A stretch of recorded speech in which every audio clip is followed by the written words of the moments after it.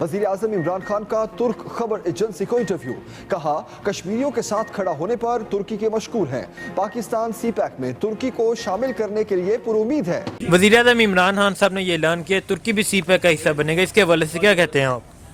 بسم اللہ الرحمن الرحیم جی، یہ ترکی کیونکہ جی ہمارا بڑا اچھا دوست ہے جی، اسی طرح چائنا ہمارا بہت اچھا دوست ہے جی، اور وہ ماتر محمد صاحب ہمارے بہت اچھے دوست ہیں جی، اور اسی طرح کئی اور دوسرے ملک ہیں جو ہمارے بہت اچھے دوست ہیں۔ تو انشاءاللہ تعالی یہ ہمارے سارے دوست جو ہیں جی، یہ مل کے ہم انشاءاللہ تعالی ایک مسلمانوں کا ایک پاورفل بلاک بنے گا جی، اور انشاءاللہ تعالی مسلمان اگر کسی مسلمان کی کسی جگہ پہ حصے میں درد ہے نا تو جو وہ ساری دنیا محسوس کرتی ہے، ساری دنیا کے مسلمان محسوس، اور انشاءاللہ تعالی اللہ کے حکم سے جی وہ یہ جو ہمارا سی پیک بنے گا یہ بین الاقوامی سی پیک ہے جی، یہ کوئی معمولی چیز نہیں ہے۔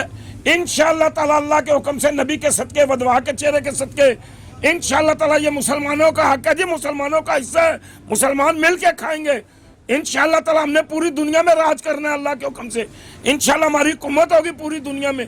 میں جب حدیث پڑھتا ہوں کہ حضرت امام مہدی علیہ السلام آئیں گے تو وہ پوری دنیا میں حکومت کریں گے، تو اس میں یہی دیکھ رہا ہوں کہ یہ مسلمان گٹھے ہوں گے، چائنا سے نکلیں گے، یہ پاکستان سے نکلیں گے، اور انشاءاللہ تعالی ہماری پاک بری اور بحری اور فضائی فوج ساتھ ہوگی، اور انشاءاللہ تعالی یہ ترکی، ملیشیا، یہ جو اور مسلمان ملک ہیں یہ انشاءاللہ ہمارے ساتھ ہوں گے جی، اور ہم نے پوری دنیا پہ راج کرنا ہے جی، پوری دنیا پہ انشاءاللہ ہماری حکومت ہوگی، کیونکہ مسلمانوں کو جو ہے مسلمانوں کو اللہ کے نبی نے پہلے بتایا ہوا ہے، اور دنیا کی تمام حدیثیں آپ دیکھیں، وہ ڈیک چینی تھا امریکہ کا جو نائب وزیر اعظم تھا، وہ صبح روزانہ صدر بش کو کوئی نہ کوئی پیشن گوئی دیتا تھا، پھر آ کر اس کو پکڑا ہے جی، انہوں نے کہا جی یہ تو پیشن گوئیاں کہاں سے لاتا؟ اس نے کہا میں بخاری شریف کی حدیث پڑھتا ہوں، میں بخاری شریف سے لیتا ہوں۔ یہ مسلمانوں کو آپ نبی پاک صلی اللہ علیہ وسلم نے تو ہمیں یہ بھی بتایا کہ جب حضور نبی پاک صلی اللہ علیہ وسلم نے فرمایا جب حضرت امام مہدی علیہ السلام کی حکومت ہوگی اور حضرت عیسیٰ علیہ السلام مسجد اقصیٰ کے دائیں منار پہ اتریں گے، اور کون کون ان کو اسلحہ فراہم کریں گے جی، کون کون ان کو مال دیں گے جی، کون کون ان کے ساتھ جہاد پہ نکلیں گے، کون کون ان کے لیے قربانی دے گا، یہ اسلام بڑا جناب اللہ کی مہربانی سے انشاءاللہ تعالی یہ ہوگا، اور یہ سی پیک انشاءاللہ تعالی اللہ کے حکم سے عمران خان اور ہماری پاک فوج، میں آپ کو اپنی فوج کے متعلق بتاؤں تو آپ کی آنکھیں کھل جائیں کہ یہاں سن 1965 میں ہمارا ایک فوجی شہید ہوتا ہے یہ پاکستان اور ہندوستان کی جنگ میں، اور وہ اس کا والد عمرے پہ جاتا ہے، صدر ایوب اس کو بھیجتا ہے، تو مسجد نبی کا جو امام ہے وہ آ کے پوچھتا ہے کہ آپ میں سے پاکستان سے فلانے فوجی کا کوئی رشتہ دار یا کوئی بندہ ہے؟ اس نے کہا میں ان کا والد ہوں، تو اس نے بڑا استقبال کیا، انہوں نے لے کے اپنے گھر چلا گیا جی۔ انہوں نے کیا وجہ کیا؟ تو جو وہ مسجد نبی کے امام تھے انہوں نے بتایا جی کہ نبی پاک صلی اللہ علیہ وسلم نے اس شہید کا جنازہ پڑھا ہے، اس فوجی کا جنازہ پڑھا ہے جو پاکستان میں شہید ہوا۔ حضرت علی اور صحابہ کرام لاش اٹھا کے لے کے جاتے ہیں، یہ کوئی ڈھکی چھپی باتیں نہیں ہیں، ہم اس لیے نہیں کھولتے ہیں کہ یہ ہمارے سینوں کے اندر باتیں ہیں، یہ ہم اس لیے نہیں بتاتے کہ کافر ہم پہ تپتے ہیں، اور کافروں کو پتہ ہے کہ کانے روجال کی خبر لانے والے کون سے مسلمان ہوں گے۔ آپ بادشاہ اللہ کے حکم سے انشاءاللہ ہم نے پوری دنیا میں راج کرنا ہے۔ نہیں تو کیا سمجھتے ہیں عمران خان صاحب نے یہ اعلان کیا کہ ترکی بھی سی پیک کا حصہ بنے گا، پہلے نہیں تھا، تو کیا سمجھتے ہیں اس سے پاکستان کو فائدہ ہوگا یا نہیں ہوگا؟ کیوں نہیں ہوگا جی؟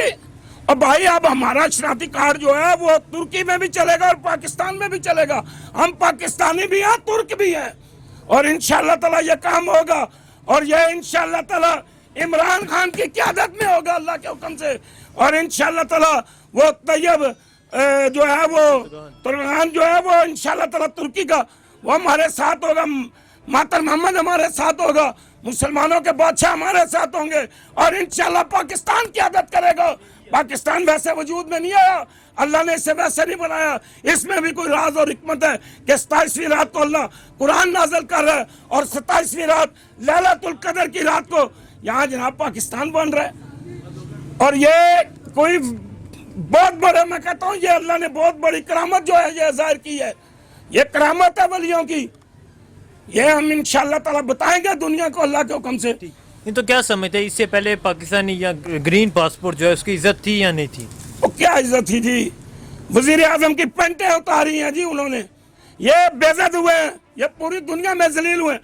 دیکھیں وہ جو نواز شریف تھا وہ پرچی بھول کے اس میں رکھ گیا اور یہ والی پرچی نکال کے اس نے پڑھنا شروع کی تو وہ اس کی سیکٹری آ کے روکتی ہے کہ یہ پرچی نہ پڑھیں دوسری پڑھیں. یہ آپ کون سی کہانی سنا رہے ہیں؟ کہانی غلط سنا رہے ہیں آپ.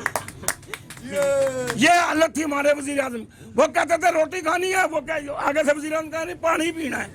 اب ان کو سمجھ ہی نہیں آتی. یہ ٹگے تھے ٹگے, یہ جیل تھے. ہم نے جیلوں کو منتخب کیا 39 سال. ہاں ہماری فوج آتی رہی ہے. آپ دیکھیں جنرل ایوب کا کارنامہ, آپ دیکھیں شہید میرے پیر و مرشد شہید جنرل محمد ضیاء الحق کے کارنامے, آپ دیکھیں جنرل مشرف کے ہم فوج کے ویسے دیوانے نہیں ہیں. یہ فوج پاکستان سے نکلے گی, اسلام کا جھنڈا لے کے نکلے گی, کالا کالا رسول اللہ صلی اللہ علیہ وسلم کا جھنڈا لے کے نکلے گی اور پوری دنیا میں چھائے گی. اور مسلمان اطمینان ہمارے ساتھ ہوں گے اللہ کے حکم سے. مسلمان ملک ہمارے ساتھ ہوں گے, ہم ایک ہوں گے انشاءاللہ تعالی, ہم پوری دنیا میں چھائیں گے. نا جو مہنگائی کا لوگ کہہ رہے ہیں اس میں کوئی شک نہیں ہے, لیکن میں آپ کو ایک بات بتا دوں. میرا ایک بیٹا اور میری ایک بیٹی معذور ہے اور میں نے اس معذور بیٹے کی بھی شادی کروا دی. اب اس کے 2 بچے ہیں, وہ بھی میرے ذمہ ہیں, وہ معذور بھی میرے ذمہ ہیں, اس کی بیوی بھی, اور آگے بھی میری ایک بیٹی معذور ہے. میرے 8 بچے ہیں. ابھی 2 بچے میرے 10ویں سے فارغ ہوئے ہیں تو انہیں وہ ذرا ان کا ایک مضمون میں یا 2 مضمونوں میں وہ رہ گئے ہیں, تو انہوں نے جا کے نا ایک دکان پہ نوکری شروع کر دی. اب وہ 7-8 ہزار روپیہ سٹارٹنگ مہینہ لے رہے ہیں اور انہوں نے کہا نہیں جی ابا جی ساتھ موٹر سائیکل لینا ہے, سانتے موٹر سائیکل لا کے دیو. اب ابھی مہینہ ہوا نہیں تو انہوں نے قسطوں پہ موٹر سائیکل نکال لیا ہے. 200 روپیہ اب روزانہ اس موٹر سائیکل پہ. مجھے تو کوئی بینیفٹ نہیں ملا. مہنگائی تو میرے لیے پھر ہونی ہے بھائی. مکان بھی کرائے کا ہے, دکان بھی کرائے کی ہے, 2 معذور بچے ہیں, بیوی دل کی مریضہ ہے, اس کے لیے دوائیوں کی ضرورت ہے. اب وہ جناب موٹر سائیکل انہوں نے لے لیا, مجھے ان 2 بچوں سے کوئی فائدہ نہیں, نہ مجھے فائدہ پہنچ سکے گا. اب جناب ہم نے آگے موبائل رکھا ہوا ہے, 150-200 روپیہ روزانہ موبائل پہ خرچہ ہو رہا ہے. تو خرچے بڑھ گئے ہیں جس کی وجہ سے ہمیں ایک مہنگائی کا بحران لگتا ہے. دیکھیں پہلے زمانے میں فوجی تنخواہ 300 روپیہ لیتا تھا تو مزدور دیہڑی 300 لیتا تھا, اتنا فرق تھا. اب مسئلہ یہ ہے مہنگائی کیوں ہوئی ہے, اس کی وجہ کیا ہے بھائی. موبائل بھی ہمارے پاس ہے, موٹر سائیکل بھی ہمارے پاس ہے, ہم نے کپڑے بھی اچھے پہننے ہیں, صاف ستھرے. اب تو وہ سسٹم ہی بدل گیا ہے. پہلے تو ہم 2 جوڑوں میں گزارا کرتے تھے, اب تو 14 جوڑے. وہ میرا بچہ اس دن جناب جس دن پہلی تنخواہ لے کے آیا, اس نے پہلی تنخواہ لاتے ہوئے 3000 کی کوٹی لے لی. تو مہنگائی تو اس طرح بڑی ہے نا جی, جب گھر میں پیسے پورے نہیں آئے. تو یہ تو بحران اس وجہ سے زیادہ جو ہے نا پھیل گیا ہے. ٹھیک ہے, یہ آپ کی بات ہوگی. اگر ایک عام آدمی کی بھی یہی بات ہے جی. عام آدمی نے موبائل رکھا ہوا ہے, 100-150 روپے روز کا خرچہ ہے. جو 100-150 روپیہ اور 20 روپے تو اس کی 24 گھنٹے کی چارجنگ کے پہ خرچ ہو جاتی ہے بجلی. دیکھیں نا ہم نے بھی تو یشیں شروع کر دی ہیں نا. اگر ہم وہ پہلے والے سادے بن جائیں جس طرح پہلے سادگی سے زندگی. میں آپ کو ایک مثال دیتا ہوں. میں ایک گاؤں میں مہمان چلا گیا بچپن میں, تو وہاں میرے والد کی بڑی عزت تھی. تو وہاں اس بچی نے, اس کی جو ماں تھی وہ گھاس کاٹ رہی تھی پہاڑوں میں, تو اس نے آواز دے کے کہا اماں جی فلانا مہمان آیا ہوا, اس کو کھانا کس چیز سے دوں. اس نے کہا بیٹا ڈولے میں لسی پڑی ہوئی ہے, مکئی کی روٹی پکی ہوئی ہے, اور یہ جو سل وٹا ہوتا ہے نا اس کے اوپر مرچیں پڑی ہوئی ہیں. مہمان کے آگے سل رکھو, اس کے ساتھ مرچیں لگا کے کھائے اور لسی پی لے, گزارا کر لے. اب ہم روسٹ کھا رہے ہیں, اب ہم سٹیم کھا رہے ہیں, اب ہم عیاشیاں کر رہے ہیں. تو جب عیاشیاں کریں گے تو مہنگائی ہمیں محسوس ہوگی. یہ کوئی بحران نہیں ہے. دیکھیں سعودی عرب میں چیزیں مہنگی نہیں ہوئی سر, مہنگی ہوئی ہیں, لیکن آگے ہمارے اخراجات بہت بڑھ گئے ہیں. اب ہر بندے کے اخراجات بڑھ گئے ہیں. ہر بندے پہ دیکھیں نا, مجھے امید تھی کہ میرے بچے مجھے کما کے لا کے دیں, لیکن وہ کہتے ہیں جی ہم موٹر سائیکل لیں گے. موٹر سائیکل پہ 200 روپے روز کا خرچہ ہے. ویسے تو نہیں موٹر سائیکل رکھے جاتے, اس کی مرمت کروانی پڑتی ہے, اس میں پٹرول ڈلوانا پڑتا ہے, اس کا موبائل چینج کرنا پڑتا ہے, اس کی چیزیں ڈلوانی پڑتی ہیں. تو یہ بوجھ پڑ گئے ہیں اضافی ہم پہ, جس کی وجہ سے ہم کمزور ہیں. دوسری یہ بات یاد رکھیں کہ اللہ کے حکم سے انشاءاللہ تعالی ہم ترقی کریں گے, عروج پہ جائیں گے انشاءاللہ. دوسرے ملک یہاں آ کے نوکری کریں گے. میں آپ کو ایک اور پیشن گوئی بتا دوں, 40 سال کے بعد لندن, امریکہ اور بڑے بڑے ملکوں میں کوئی بچہ اسکول جانے والا نہیں ہوگا, کیونکہ ہم نے اولاد پیدا کرنا چھوڑ دی تھی. ہم نے خاندانی منصوبہ بندی پہ عمل کرنا شروع کر دیا تھا. انہوں نے کیا انشاءاللہ تعالی 40 سال کے بعد یہ ملک پاکستان کے لوگ جا کے ان ملکوں کو سنبھالیں گے. انشاءاللہ ہمارے وہاں قبضے ہوں گے اور انشاءاللہ ہم وہاں حکومت کریں گے. اور یہ ویسے نہیں کہا گیا. دیکھیں نبی پاک صلی اللہ علیہ وسلم نے آنے والے وقت کی پیشن گوئیاں کی ہوئی ہیں کہ آنے والا وقت کس طرح ہوگا. آج دیکھیں ترکی کی ہماری کیا سی پالیسی ہوگی, انشاءاللہ چائنا کے ساتھ ہماری پالیسی اسی طرح ہوگی.